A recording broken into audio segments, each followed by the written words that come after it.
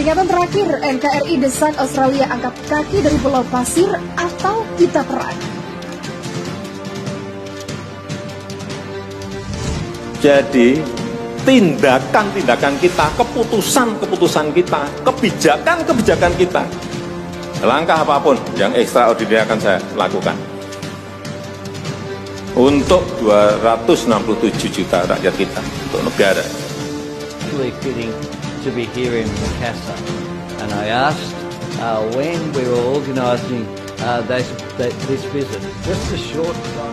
Jadi terus terang mereka-mereka yang memilih cara-cara yang sangat bertentangan dengan nilai-nilai kemanusiaan ini yang mau tidak mau harus membayar.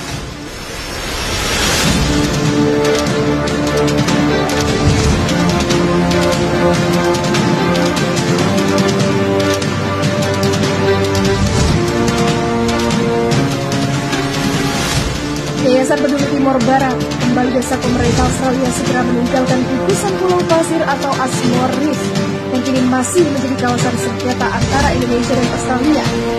Gugusan Pulau Pasir ini sah merupakan hak milik masyarakat adat Timor Rote Sabu Alor. Kemudian Australia baru memasuki wilayah gugusan Pulau Pasir pada sekitar tahun 1975. Kemudian secara perlahan mengganti nama gugusan Pulau Pasir menjadi Ashmore Reef. Kata Ketua IPTB Ferditan Roni dilansir Antara.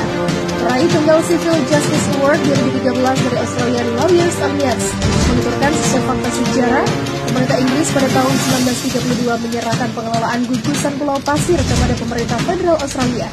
Tindakan aneksasi secara sepihak dan tidak sah oleh Australia ini mengutip sejarah perjalanan Kapten Samuel Ashmore ketika hendak kembali ke negaranya pada tahun 1811 dan melewati gugusan Pulau Pasir. Pada tahun 1878, pemerintah Inggris secara sepihak mengklaim sebagai bagian dari wilayah Inggris, kemudian menamakannya sebagai Ashmore Reef. Bila mengacu pada keputusan Mahkamah Internasional yang memenangkan Malaysia dalam sengketa Pulau Sipa dan Yukitan, berdasarkan pada alasan efektiviti, maka posisi dan status gugusan Pulau Pasir adalah kebalikannya.